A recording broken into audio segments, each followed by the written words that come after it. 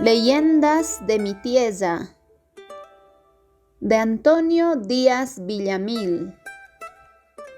La Esmeralda Sagrada, parte 1. Esta era una muchacha de unos 15 años.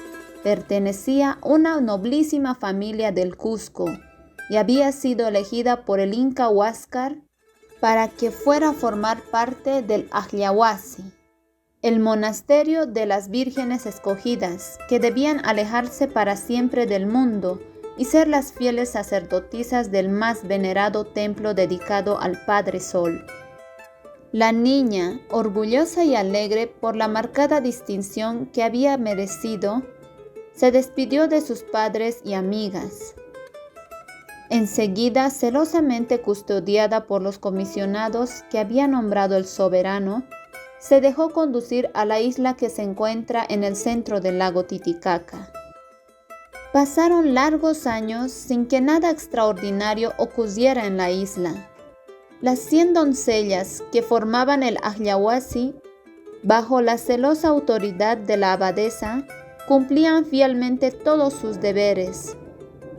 Por la mañana, antes de que apareciera el sol, por detrás de las nevadas crestas de la cordillera, subían a la cumbre de la isla y encendían una fogata de palo de romero oloroso, cuyo humo aromático ascendía en forma de una blanca columna hasta esfumarse del cielo. Enseguida sacrificaban una tierna llamita, al son de cantos y música religiosa, en homenaje al dios Sol. Al mediodía se encerraban en el convento de piedra, edificado en la falda de una loma, para hilar y tejer los más delicados vellones de vicuña y alpaca para confeccionar los vestidos del Inca. Después de haber cumplido todos estos deberes, al caer la tarde salían a descansar. Unas trepaban sobre las breñas de una altura para contemplar desde allí el lago azul, donde a veces distinguían alguna lejana barquita de totora que bogaba en el horizonte.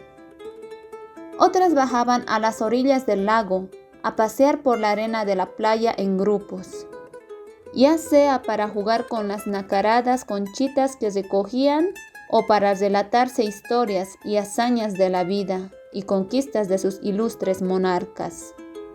Un día que las jóvenes terminaron de ofrecer el cotidiano sacrificio de la mañana, vieron venir por el lago del lado norte varias balsas de totora, en el extremo de cuyos palos distinguieron la divisa de los enviados del Inca. Este hecho causó entre las doncellas una gran alegría. Reconocieron que llegaban los mensajeros del Cusco, que mensualmente les traían el saludo de su soberano y los consabidos presentes y provisiones para ellas. Las sacerdotisas se apresuraron a dar aviso de la llegada a su abadesa y después bajaron corriendo al desembarcadero por la espléndida escalinata de piedra de 300 escalones, algunos de los cuales todavía existen en el presente. No tardaron en acercarse las pequeñas embarcaciones al muelle. El primero que saltó a tierra fue Pumayo, el más intrépido de los navegantes y el más hábil de los timoneles del imperio. Enseguida desembarcaron los demás comisionados hasta que por último saltó a tierra el anciano Paulo Túpac, el primer mayordomo del imperio y el hombre de mayor confianza de Huáscar. La alegría de las jóvenes sacerdotisas se esfumó rápidamente al ver el semblante sombrío que traían los comisionados. Varias jóvenes se apresuraron a pedir noticias para saber la causa de tal tristeza, pero el jefe Paulo Túpac, sin contestar a las preguntas, se concretó a pedir a sus interlocutores que se apresuraran a llevarlo a presencia de la abadesa. La comitiva se puso en marcha silenciosamente. Todas iban cabizbajas como presintiendo alguna mala nueva. Parte 2. El encargo del Inca inafortunado. Cuando el anciano llegó ante la mamacuna, habló de esta manera: Venerable sacerdotisa del sol, nuestro Padre, vengo a comunicarte que nuestro soberano, el ilustre Huáscar, ha sido derrotado y hecho prisionero por su hermano, el bastardo Atahualpa, rey de los Quitos, que ahora es dueño y señor del imperio y que se campea victorioso e impávido en el Cusco. Nuestro desdichado soberano ha sido encerrado en la fortaleza de Jauja, de donde yo he logrado huir milagrosamente para traerte el encargo de nuestro señor y rey. Al decir esto, el anciano sacó del pecho con ademán solemne un pequeño envoltorio que llevaba escondido cuidadosamente. Esta es, continuó diciendo, la esmeralda sagrada que mi señor ha heredado de su ilustre madre, la primera esposa de Huayna Cápac. Tú bien sabes que esta reliquia ha sido tenazmente codiciada por Atahualpa, porque es la más grande que se conoce y sobre todo porque tiene un poder simbólico para los reyes de nuestro país. Huáscar me ha manifestado que prefiere todo, la derrota, la prisión y hasta los suplicios y la muerte misma, antes que poner en manos de su enemigo esta joya. Por eso se dirige a vos, que eres la más venerable y digna de las sacerdotisas, para que la guardes con todo celo y jamás permitas que ella caiga en manos del sacrílego Atahualpa. Madre venerable, jura por tu alta misión y ante el divino astrodios que cumplirás hasta la muerte el encargo de tu señor y rey. Dicho esto, Paulo Túpac desenvolvió el pequeño lío y entregó a la anciana la más preciosa y bella esmeralda que hayan conocido los hombres. En una de sus facetas estaban grabados varios signos misteriosos. La abadesa recibió emocionadísima la reliquia y envolviéndola de nuevo, después de besarla con respeto, se la guardó dentro del seno. «Vuelve tranquilo junto a tu soberano», contestó la anciana, «y dile que su más fiel servidora cumplirá hasta la muerte su orden. Lo juro por nuestro Dios y mis dignas tradiciones». Una vez cumplido el objeto de su misión, los emisarios dejaron la isla y se alejaron hacia el norte. La isla quedó apacible como antes, pues hasta ella no había llegado las consecuencias sangrientas de guerra civil entre los dos hijos de Huayna Cápac. Sin embargo, los primeros días todas las poblaciones de la isla sagrada estaban inquietas, esperando a cada momento ver venir a los hombres del nuevo señor del Perú. Pero pasaron días y más días y nada de lo que se temía sucedió. Nuevamente, la vida de las vestales volvió a su antigua tranquilidad. Las mismas ocupaciones y las mismas acostumbradas labores entretuvieron a las ñustas. Estas tan solo en lo íntimo de sí, sentían profunda pena por la suerte desgraciada del soberano. Habían querido tal vez marchar al Cusco para presenciar los acontecimientos y si fuera posible defender a Huáscar, pero su eterno y solemne voto religioso les prohibía dejar la isla. Intentarlo siquiera habría sido el más horrible de los sacrilegios. Así pasaron varias lunas. En el transcurso de ese tiempo, la abadesa comenzó a perder todo temor por la preciosa joya que custodiaba. Pero, eso sí, jamás se separaba un instante de ella. Sabía que su persona era inviolable y sagrada para todos cuantos osaran acercarse a ella. Por lo tanto, ningún sitio era más a propósito para guardar la sagrada esmeralda. Parte 3. la fiesta del Inti Raymi. Se aproximaba la fiesta del Inti Raymi, es decir, la más solemne fiesta del imperio, en la que se realizaban en toda la extensión del Perú los más suntuosos ritos en honor del sol. En la isla también se comenzaban los preparativos, cuando de pronto llegaron a la isla los mensajeros de Atahualpa para anunciar a las vestales que el monarca deseaba visitar en esa fecha el santuario y presenciar las festividades. Para este fin fueron llegando sucesivamente varias comisiones, unas trayendo lo necesario para el alojamiento del Inca, otras transportando los ricos presentes para los sacrificios. Por la calidad de todos los preparativos, se podía presumir que el nuevo monarca se proponía eclipsar a todos sus predecesores en la celebración de aquella extraordinaria fiesta. Al fin, faltando ya pocos días para dar comienzo a los cultos iniciales y cumplido de antemano el ayuno con que acostumbraban prepararse todos, desde el Inca hasta el último servidor, una mañana apareció en el horizonte una gran flota compuesta de miles de barcos de totora. Era que el Inca Atahualpa y su numerosa comitiva llegaban a la isla. Nuevamente las vestales y muy especialmente la abadesa se inquietaron por la seguridad de la Esmeralda de Huáscar. Todas las ñustas descendían de familias adictas al antiguo rey, hijo legítimo de Huayna Cápac, en una princesa cusqueña, razón por la que eran ciegas partidarias del rey destronado. En cambio, detestaban al usurpador Atahualpa, que por otra parte era un extranjero por su madre descendiente de la odiada raza de los quiteños, que en tiempos de Huayna Cápac habían dado tanto que hacer a los peruanos, antes de ser conquistados por este glorioso soberano. En resumen, las ñustas estaban resueltas a guardar fielmente el secreto de la joya. De un momento a otro, la isla, tan solidaria y tranquila antes, se vio poblada por miles de súbditos que iban y venían por las orillas.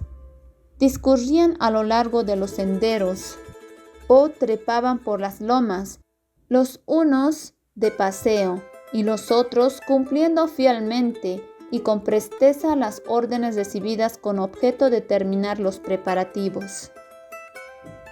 La Isla del Sol, que hoy solo presenta ruinas de lo poco que quedó, estaba en aquellos tiempos de grandeza, arreglada y engalanada con verdadera magnificencia.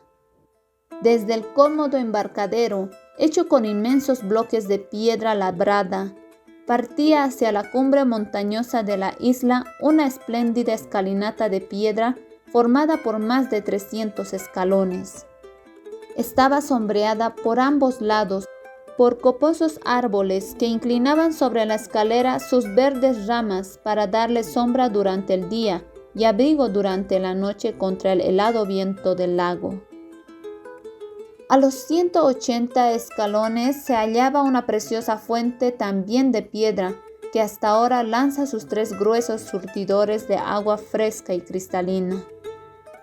Desde una especie de ancha plataforma que existe delante de la mencionada fuente, arrancaban por derecha e izquierda 2 amplios caminos hechos por cortes en la falda del cerro para lograr un suave declive. Uno de ellos, el de la derecha, conducía a un grande y hermosísimo palacio destinado a alojar al Inca en sus visitas al santuario, y el de la izquierda servía para dar cómodo hospedaje a la corte y a los servidores de alta jerarquía.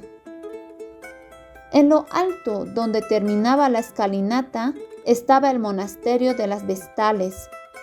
Finalmente, en la misma cumbre, dominando todo el lago y la isla, se levantaba como una inmensa masa de metal dorado, el santuario del sol, todo cubierto con planchas de oro macizo y con innumerables incrustaciones de pedrería. La única que podía dar permiso para penetrar en el citado santuario era la abadesa, y cuando el Inca Atahualpa, seguido de su corte, se presentó ante las puertas de oro del templo, ella le preguntó, tal como se acostumbraba en esa ceremonia, si se había preparado dignamente, a lo que el Inca le contestó que había cumplido con todos los deberes que mandaba su religión, que había repartido cuantiosas limosnas a los huérfanos y a las viudas, que habían perdonado a centenares de enemigos, que había practicado severamente el ayuno y que por lo tanto rogaba a la sacerdotisa le abriera las puertas para penetrar al más venerado y tradicional santuario del gran Dios. Ante estas palabras rituales, la abadesa abrió la puerta preciosa y por ella entró el Inca seguido siempre de su corte. En el interior, adornado profusamente con joyas, plumas y ramas de cantuta, se alzaba en la parte central el trono destinado al monarca.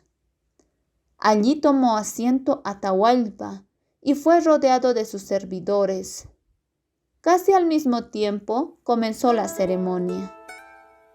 Por una puerta lateral penetró un grupo de doncellas entonando un himno religioso que muy pronto se transformó en una solemne danza bailada al son de una rara y original orquesta de quenas y tambores.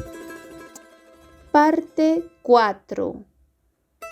La traición de Pumayo. La abadesa estaba en un sitial de honor frente al Inca y contemplaba a su soberano que vestía su más rico traje, cuando de pronto se estremeció de terror.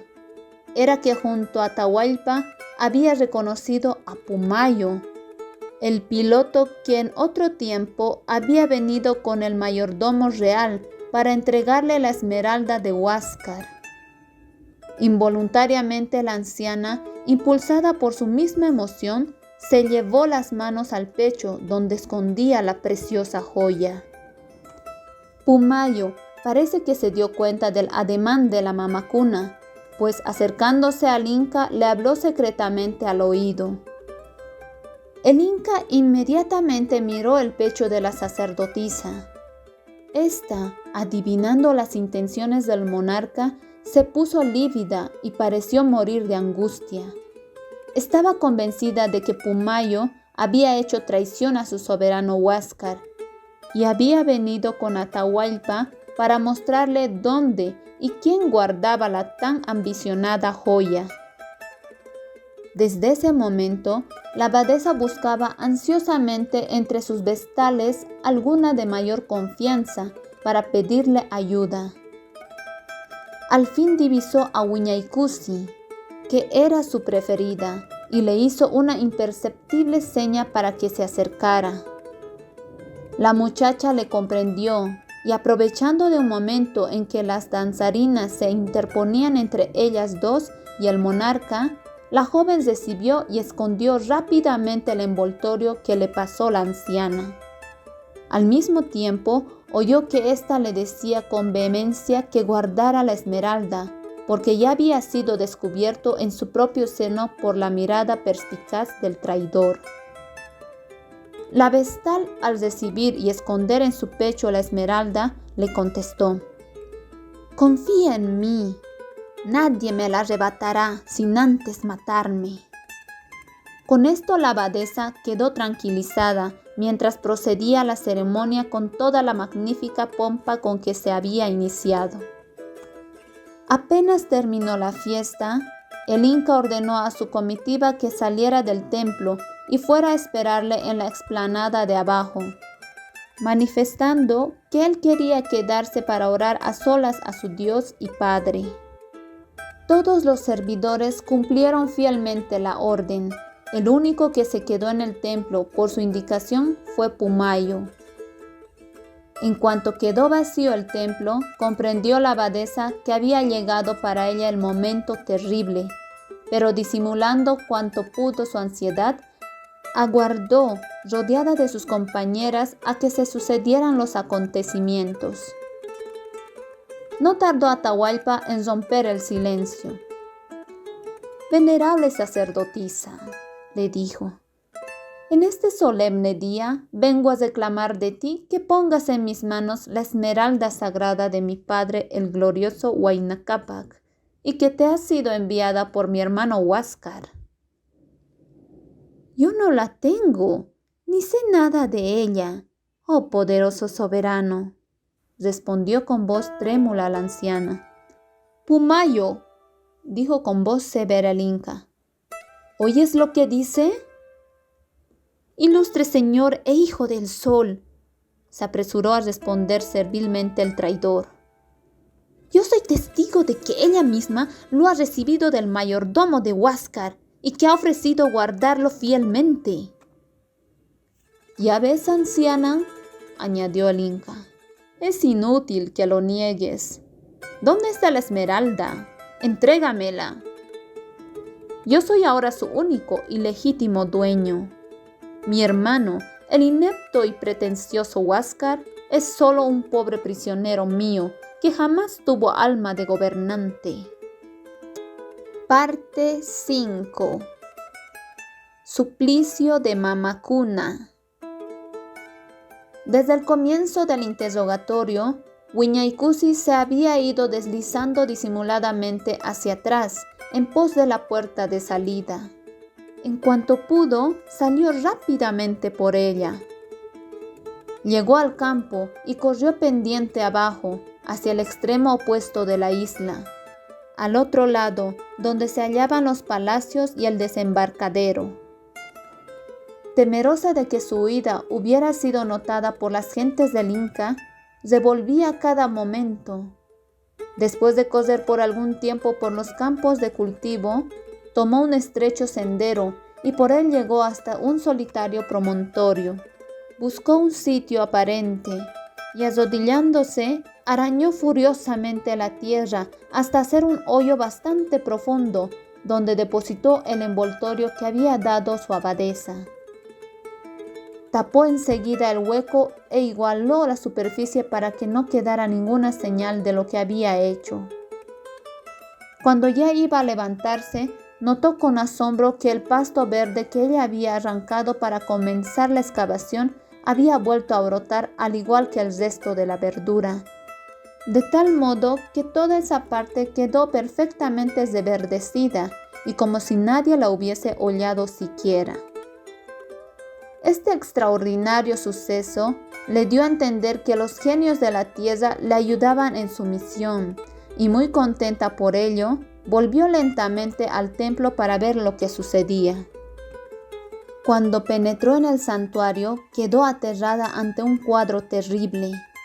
El Inca, encolerizado por la persistente negativa de la abadesa, había ordenado que la sometieran al tormento para arrancarle confesión. La pobre anciana, amarrada de pies y manos, había sido arrojada al suelo, mientras el traidor Pumayo le acercaba a las plantas desnudas tizones ardientes. Aullaba de dolor la infeliz, pero con la rara entereza seguía negando cuando el traidor le encaraba. A una anciana octogenaria, como era la abadesa, el suplicio no tardó en causarle la agonía, y en cuanto ya estaba para exhalar el último suspiro, buscó con ansia a Huiñaycusi. La niña, comprendiendo el deseo de la moribunda, se le aproximó y logró decirle muy quedo que la esmeralda estaba en sitio seguro del que nadie sabría arrancarla. Además, le dijo que ella estaba también resuelta a morir sin revelar el secreto.